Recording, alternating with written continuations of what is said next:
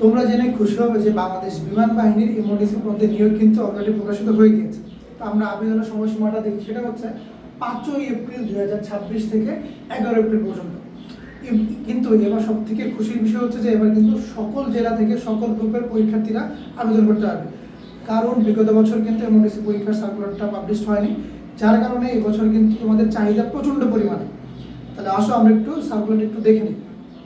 সার্কুলারটা খুব সুন্দর করে আমার পেছনে দেওয়া আছে, তারপরও খুব গুরুত্বপূর্ণ যে কি পয়েন্টগুলো আমি কিন্তু আমার বাম সাইডে লিখে রেখেছি। দেখো, এসএসসি বা সমমান পরীক্ষার তোমার ন্যূনতম জিপিএ 2 পয়েন্ট থাকতেই হবে, নাম্বার 1। নাম্বার 2, দেখো তোমার বয়স সীমা দেওয়া আছে 16 থেকে 21 বছর পর্যন্ত। এখানে একটা ছোট জিনিস দেওয়া আছে যে 6 সেপ্টেম্বর 2026 সালের মধ্যে যেন তোমার বয়স সীমাটা থাকে। তারপর হচ্ছে তোমার উচ্চতা 5 ফিট 8 ইঞ্চি, এবং আমি তো প্রথমে বলে দিলাম যে সকল জেলা সকল গ্রুপ। তারপর আমি কিছু কি পয়েন্ট এখানেও ই করে রেখেছি। দেখো, তোমার বুকের মাপ হচ্ছে স্বাভাবিক কমপক্ষে 30 ইঞ্চি। তারপর হচ্ছে তোমার অনলাইন আবেদন হচ্ছে 150 টাকা করে তোমার অ্যাপ্লাই ফি। এবং সবথেকে গুরুত্বপূর্ণ বিষয়, স্যার পরীক্ষার বিষয়বস্তুগুলো কি? বাংলা এবং ইংরেজি পরীক্ষা।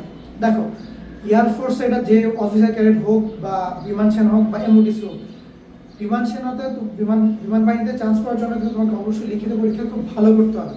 সো এখানে আসলে মেধার কোনো বিকল্প নাই, যার কারণে যারা লিখিত পরীক্ষা খুব ভালো করবে তারাই কিন্তু দিন শেষে ইনশাল্লাহ চান্স পাবে। আমরা অনির্বাণের পক্ষ থেকে কিন্তু বাংলা এবং ইংরেজির জন্য স্পেশাল কিছু ক্লাস তোমাদের জন্য রেডি করে রেখেছি।